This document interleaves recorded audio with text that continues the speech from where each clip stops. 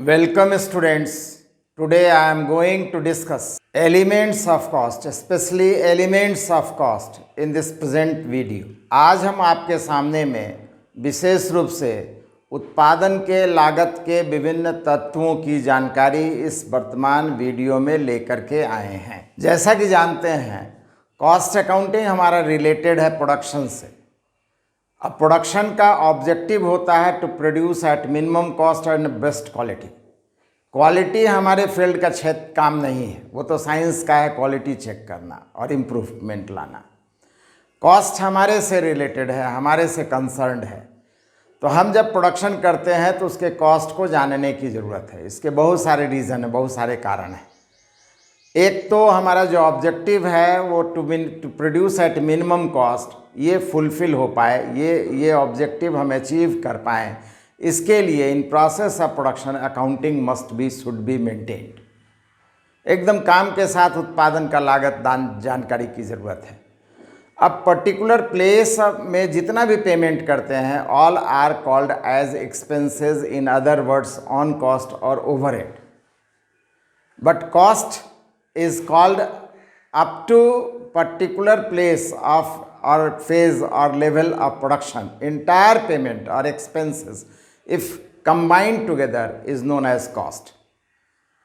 अब प्रश्न ये उठता है कि किसी भी चीज़ को जब हम बनाते हैं तो ऐसा नहीं है कि मार्केट में उसका सिर्फ रॉ मटेरियल अवेलेबल है या फिनिश्ड मटेरियल।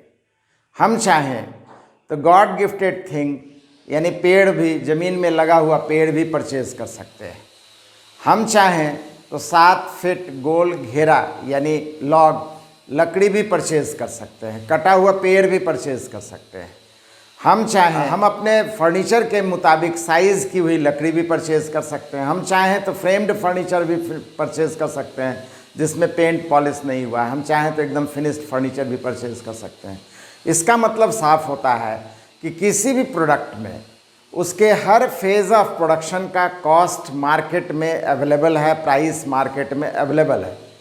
हम जब बनाते हैं तो अपने किसी भी लेवल में कॉस्ट को जान करके उसे हम मार्केट से कंपेयर कर सकते हैं, अदर प्रोड्यूसर्स के कॉस्ट से कंपेयर कर सकते हैं, हम अपने खुद के प्रीवियस कॉस्ट से उसको कंपेयर कर सकते हैं और फिर इस डिसीज़न में पहुंच सकते हैं कि हमारा जो कॉस्ट ऑफ प्रोडक्शन है वो कॉम्पिटिटिव है कि नहीं, वो मिनिमम है कि नहीं, वो लेस टू मार्केट प्राइस और अदर प्रोड्यूसर्स प्राइस है कि नहीं। अगर कॉम्पिटिटिव है, पार है या थोड़ा बहुत ज़्यादा हो रहा है तो और अलर्ट होकर के हम आगे का एफर्ट ले सकते हैं और कॉस्ट को मिनिमाइज़ करने का कोशिश कर सकते हैं।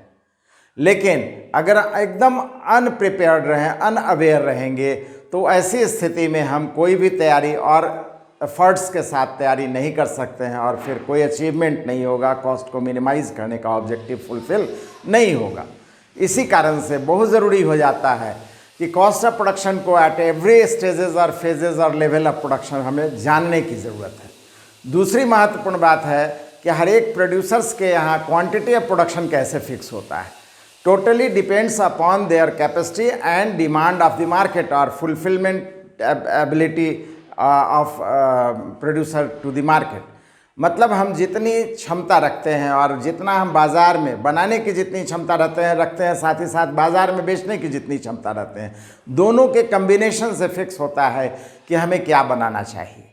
इसी कारण से हम देखते हैं मार्केट में कोई प्रोड्यूसर 10 फर्नीचर बनाता है तो कोई 100 बनाता है, कोई 5000 बनाता है तो कोई 5 लाख बनाता है। निश्चित रूप से उसकी कैपेसिटी बहुत ज़्यादा है लेकिन मार्केट में डिमांड नहीं होने को है तो बनाने से कोई फ़ायदा नहीं होगा। या हमारी कैपेसिटी बहुत कम है और डिमांड बहुत ज़्यादा है तब भी नहीं बना सकते हैं। अगर हमारी कैपेसिटी बहुत ज़्यादा है और डिमांड नहीं है और हम बना लेते हैं तब क्या ड्रॉबैक्स या परेशानी होगी हमको। निश्चित रूप से उस स्थिति में सामान बिकेगा नहीं और फिनिश्ड मटेरियल को रखने में मेंटेन करने की ज़रूरत होती है, ज़्यादा स्पेस की ज़रूरत होती है, रेंट पे करना पड़ता है, अल्टीमेटली कॉस्ट हमारा बढ़ता चला जाएगा। इसलिए कोशिश करना चाहिए उतना ही फाइनली प्रोड्यूस करें जितना कि हम मार्केट में बेच सकते हैं। अगर उससे इस बात को नहीं गौर करते हैं तो एक और हमारे लिए नुकसान की बात है, बैड इन्वेस्टमेंट ऑफ कैपिटल। पूंजी हमारी फंसती चली जाएगी, वो बिकेगा नहीं, पैसा वापस नहीं आएगा। तो इस तरीके से आप कह सकते हैं कि हमारा पूंजी जो है वो बैड इन्वेस्टमेंट में चला जाएगा, वो उसका सही रिटर्न नहीं मिलना है। इस तरीके से हम फिक्स करते हैं कि हमें क्या बनाना है और कितनी मात्रा में बनाना है। जब ये सब कुछ निर्धारित हो जाता है कि हमें क्या बनाना है और कितनी मात्रा में, और डिफरेंट प्रोड्यूसर्स का डिफरेंट क्वांटिटी ऑफ प्रोडक्शन होता है, फिर भी अगर हर एक प्रोड्यूसर्स अपने कॉस्ट ऑफ प्रोडक्शन को पर यूनिट रेट में कैलकुलेट कर लेता है तो आसानी से कंपैरेटिव हो जा सकता है, तुलनात्मक हो सकता है, कंपैरिजन कर सकते हैं, हम मार्केट से भी कंपैरिजन कर सकते हैं। इस तरीके से इन उद्देश्यों से हम अकाउंटिंग के समय में इन सब बातों को गौर करना है। इन सब बातों पर गौर करते हुए हमें कॉस्ट अकाउंटिंग प्रिपेयर करना है, कॉस्ट के वैल्यू को कैलकुलेट करना है। कॉस्ट इसलिए भी जानने की ज़रूरत होती है जिससे कि हम उसमें प्रॉफिट लेकर के सेलिंग प्राइस फिक्स कर सकें। अगर हम कॉस्ट नहीं जानते रहेंगे तो क्या प्राइस सेलिंग प्राइस होगा, और इस तरीके से अंदाज से फिक्स कर देना जस्टिफाइड नहीं होगा, सही नहीं होगा। इन सभी बातों को जानने के बाद अब एक सबसे ज़्यादा इम्पॉर्टेंट पॉइंट हमारे सामने में आता है कि आखिर प्रोडक्शन करने के लिए कौन कौन से आवश्यक तत्व हैं, एलिमेंट्स ऑफ प्रोडक्शन क्या है। एक दूसरा महत्वपूर्ण सवाल हमारे सामने में आता है कि आखिर इस डिफरेंट फेजेस और स्टेजेस के कॉस्ट वैल्यू का क्या नाम देंगे। निश्चित रूप से ये दोनों के दोनों question theoretical point of view से बहुत इंपॉर्टेंट है। एग्जाम में प्रायः आता ही है या तो एलिमेंट्स ऑफ कॉस्ट या डिफरेंट कॉस्ट्स, इसलिए इन दोनों को अच्छे से जानने समझने की ज़रूरत है। हम अप्लाइड वे में इसके इस्तेमाल के तरीके के दृष्टिकोण से आपके सामने में इन दोनों की जानकारी लेंगे। फिलहाल इस प्रेजेंट वीडियो में हम एलिमेंट्स ऑफ कॉस्ट को विस्तार से बतलाने जा रहे हैं। जैसा कि हम जानते हैं, चीज़ों को जब बनाते हैं दुनिया में कोई भी प्रोड्यूसर्स किसी भी चीज़ को बनाता है तो सबसे पहली ज़रूरत उसे किस चीज़ की होती है? निश्चित रूप से बनाने में सबसे पहली ज़रूरत मटेरियल की होती है। The material is first element, basic element, most important element of production. Beyond material, without material, it is beyond imagination to produce anything. दुनिया में कोई भी चीज़ किसी भी उत्पादक के द्वारा कभी नहीं बनाया जा सकता है बिना मटेरियल के। मटेरियल मतलब नेचुरल थिंग्स, प्रकृति प्रदत्त चीज़ों को हम सबसे पहले अरेंज करते हैं जिससे कि चीज़ों को हमें बनाना है, वही हमारा मटेरियल है। अब जब मटेरियल की बात करते हैं तो मोस्ट इम्पॉर्टेंट है, बेसिक है, प्राइमरी है, फर्स्ट एलिमेंट है, इसमें कोई डाउट नहीं है। लेकिन साथ ही साथ किसी भी प्रोड्यूसर्स के पास में मटेरियल का दो रूप नज़र आता है। जैसा कि हम आपको बतलाए हैं, न सिर्फ हमें मिनिमम कॉस्ट में बनाना हमारा ऑब्जेक्टिव है बल्कि बेस्ट क्वालिटी का भी बनाना। तो अच्छा बने के लिए भी कभी कभी कुछ मटेरियल का यूज़ किया जाता है। वो मटेरियल अगर हम यूज़ नहीं करें तब भी प्रोडक्शन होगा, और कुछ मटेरियल ऐसे होते हैं जो कि बेसिक नीड है, उसके बिना प्रोडक्शन नहीं हो सकता है। इसका मतलब साफ हो गया, मटेरियल का दो रूप है। एक direct material that is directly concerned और रिलेटेड टू प्रोडक्शन, और दूसरा indirect material that is not directly related to production but important to produce या important in process of production of best quality. तो इस तरीके से मटेरियल का दो रूप हो गया, एक प्रत्यक्ष सामग्री जिसका कि सीधा संबंध उत्पादन से है, और दूसरा अप्रत्यक्ष सामग्री जिसका उत्पादन से सीधा संबंध नहीं है, लेकिन अगर हम इस्तेमाल करते हैं तो निश्चित रूप से हमारा प्रोडक्शन का क्वालिटी सुधरेगा, कॉस्ट मिनिमाइज होगा, ये गारंटी है। जैसे एक एग्जाम्पल के रूप में हम आपको कहें, आप लोग मिठाई बनने के प्रोसेस में देखे होइएगा, बूंदिया बनने के प्रोसेस में देखे होइएगा, तो जो चीनी का रसा या पाक तैयार किया जाता है, अगर उस पाक में, उस रसा को तैयार करने में नींबू का इस्तेमाल किया जाता है तो फिर ऐसी स्थिति में गंदगी चीनी का बाहर आ जाता है, और फिर बना हुआ चीज़ जो है वो सुंदर, आकर्षक और अच्छा बनता है। अगर हम नींबू का इस्तेमाल ना करें, सफाई ना करें, तो भी बूंदिया या मिठाई बनेगा, लेकिन निश्चित रूप से वो उतना साफ सुथरा दिखने में नहीं आएगा। तो ये जो नींबू है ये भी मटेरियल ही है, but important to produce a best quality, not important to for the purpose of production. उत्पादन के लिए इसकी कोई ज़रूरत नहीं है, लेकिन उत्पादन को बेहतर बनाने के लिए ज़रूरत है। इस तरीके से मटेरियल हमारा पहला एलिमेंट है। इसके अलावा दूसरा एलिमेंट जो है वो है लेबर चार्जेस या वेजेस। निश्चित रूप से प्रोडक्शन के क्रम में जितने भी एक्सपेंसेस दिए जाते हैं, किसी पेमेंट किए जाते हैं किसी लेबर को या एम्प्लॉयज़ को जो प्रोडक्शन में इन्वॉल्व है, हम उसे लेबर चार्जेस या वेजेस के नाम से जानते हैं। Wages is also as important as material in process of production. बिना मज़दूरों के उत्पादन नहीं हो सकता। ऐसा नहीं है कि हम सामान रख देंगे तो बन जाएगा। बनाने के लिए कोई ना कोई हाथ लगाना पड़ता है, और वो हाथ जो उत्पादन में लगा हुआ है हम उसे मजदूर कहते हैं, और चार्जेस जो पे करते हैं वो वेजेस चार्जेस या लेबर चार्जेस कहलाता है। आप दुनिया में कहीं पर भी कोई भी चीज़ को बनते हुए देखिए, मकान ही बन रहा है, कौन बना रहा है? मजदूर बना रहा है। फैक्ट्री में प्रोडक्शन का काम कर रहा है, कौन कर रहा है? मजदूर। खेतों में उपजा कर रहा है, कौन कर रहा है? मजदूर। तो हर जगह, और इनको जो पैसा दिया जाता है वो वेजेस या लेबर चार्जेस है। इस तरीके से इसके बिना भी उत्पादन नहीं हो सकता, इसलिए वेजेस भी बेसिक एलिमेंट है, प्राइमरी एलिमेंट है, मोस्ट इम्पॉर्टेंट एलिमेंट है, बियॉन्ड इमेजिनेशन है। विदाउट हैविंग वेजेस और payment of wages production possible हो पाएगा। ये भी कल्पना से परे की बात है। अब वेजेस की जब बात की है तो वेजेस भी दो नेचर का होता है, एक डायरेक्ट नेचर का, दूसरा इनडायरेक्ट नेचर का। डायरेक्ट नेचर का वेजेस का मतलब होता है ऐसा वेजेस जिसके बिना प्रोडक्शन नहीं हो सकता है। वो मोस्ट इंपॉर्टेंट एलिमेंट है for the purpose of production, in view of production, in process of production. उत्पादन में उसके बिना उत्पादन नहीं हो सकता है अगर हम डायरेक्ट वेजेस चार्जेस पे नहीं करें। और दूसरा होता है इनडायरेक्ट वेजेस, जिसका मतलब होता है जिसका कि इस्तेमाल अगर हम करते हैं, जिसका पेमेंट अगर हम करते हैं, जिसका काम हम लेते हैं, तो निश्चित रूप से बेहतर क्वालिटी का, बेहतर या मिनिमम कॉस्ट में प्रोडक्शन संभव है। अगर हम नहीं लेते हैं तो शायद उसमें कमी रह जाएगी, कॉस्ट हमारा बढ़ जाएगा, उसको हम कंट्रोल नहीं कर सकते हैं।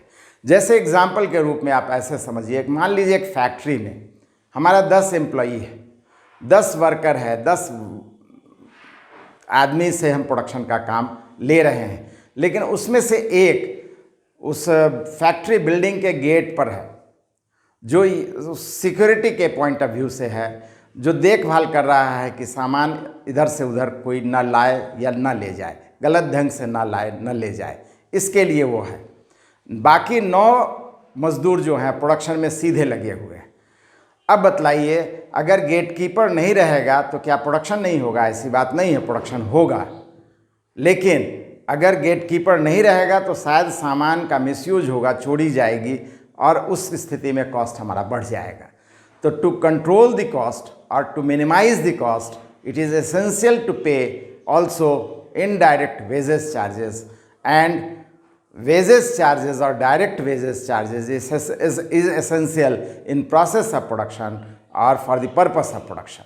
तो उत्पादन के दृष्टिकोण से आवश्यक है प्रत्यक्ष मजदूरी का भुगतान किया जाना, और बेहतर उत्पादन के लिए ज़रूरी है इनडायरेक्ट वेजेस चार्जेस का भी पेमेंट किया जाना।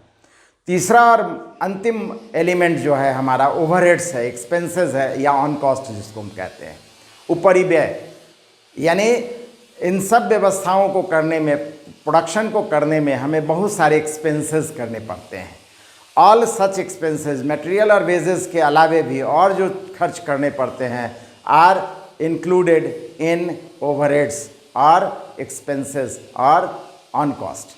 ऐसे सभी व्ययों को हम ऑन कॉस्ट या ऊपरी व्यय या एक्सपेंसेस या व्यय के नाम से जानते हैं। अब व्ययों की बात करें हम, तो कुछ एक्सपेंसेस ऐसे होते हैं जिसका कि प्रोडक्शन से सीधा संबंध होता है, उसके बिना भी उत्पादन नहीं किया जा सकता है, जिसे हम डायरेक्ट एक्सपेंसेस के नाम से जानते हैं। और यहीं पर कुछ एक्सपेंसेस ऐसा होता है जिसका प्रोडक्शन से कोई मतलब नहीं है, उसके बिना भी प्रोडक्शन हो सकता है, but important to produce at minimum cost and of best quality. सस्ता और अच्छा बनाने के लिए उसका रोल है, उसकी भूमिका है, उसका महत्व है। जैसे मान लीजिए अगर हम प्रोडक्शन करते हैं और without having any planning, without budgeting, without estimating, तो इस कंडीशन में, विदाउट अकाउंटिंग, तो इस कंडीशन में जो हमारा कॉस्ट आएगा या क्वालिटी होगी वो अच्छा नहीं होगा, गारंटी है अच्छा नहीं होगा।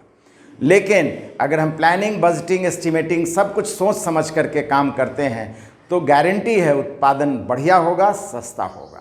तो ऐसे एक्सपेंसेस जो प्लानिंग, बजटिंग, एस्टिमेटिंग और अकाउंटिंग से रिलेटेड है, all are office related expenses and not directly concern with production और प्रोडक्शन प्रोसेस। और जस्ट अपोजिट, फैक्ट्री के स्थान पर किया जाने वाला जितने भी एक्सपेंसेस हैं, प्रोडक्शन प्लेस में किया जाने वाला, मैन्युफैक्चरिंग और इंडस्ट्रीज के प्लेस में किया जाने वाला जितना भी एक्सपेंसेस है, जैसे फोरमैन जो इंचार्ज होता है, ओवरऑल इंचार्ज होता है फैक्ट्री का, उसको जो सैलरी दी जाती है, या डायरेक्ट जो लोग लगे हुए हैं प्रोडक्शन में, या बहुत सारे एक्सपेंसेस करने पड़ते हैं फैक्ट्री से रिलेटेड, मशीन को मेंटेन करने से रिलेटेड, मशीन को चलाने से रिलेटेड बहुत सारे एक्सपेंसेस करने पड़ते हैं। ऑल सच एक्सपेंसेस इज या are included in direct expenses और डायरेक्ट ओवरहेड। अल्टीमेटली हम कह सकते हैं कि मटेरियल हो, चाहे वेजेस हो, चाहे ओवरहेड्स हो, ये तीनों जो हमारा एलिमेंट्स ऑफ प्रोडक्शन है, वो हर एक एलिमेंट ऑफ प्रोडक्शन को हमने दो पार्ट में डिवाइड करके एक्सप्लेन किया है। एक है डायरेक्ट और दूसरा इनडायरेक्ट। मटेरियल में भी direct material, indirect material, wages में भी डायरेक्ट वेजेस, इनडायरेक्ट वेजेस, और ओवरहेड्स में भी direct overheads and indirect overheads. इस तरीके से इन पूरी बातों को जानने के बाद, इसकी सिस्टमेटिक एक्सप्लेनेशन के बाद, हमारा जो क्वेश्चन है explain different elements of production, इसकी पूरी जानकारी कंप्लीट हो जाती है। हमें उम्मीद है आप हमारी बातों को, हमारी वीडियो को देखते हुए बुक के हेल्प से इसका प्रॉपर वे में सिस्टमेटिक आंसर प्रिपेयर कर लीजिएगा। ये प्रारंभिक चीज़ है, इसके बिना जाने हुए आगे नहीं बढ़ना चाहिए, आगे बढ़ने में फिर परेशानी आती रहेगी। अगला जो हमारा वीडियो होगा निश्चित रूप से वो डिफरेंट कॉस्ट्स पर बेस्ड होगा। विभिन्न लागतें, यानी हर एक उत्पादन की प्रक्रिया, स्टेजेस, फेजेस में जो अमाउंट टोटल आता है, टोटल ऑफ अमाउंट, उसे हम कॉस्ट का नाम देते हैं।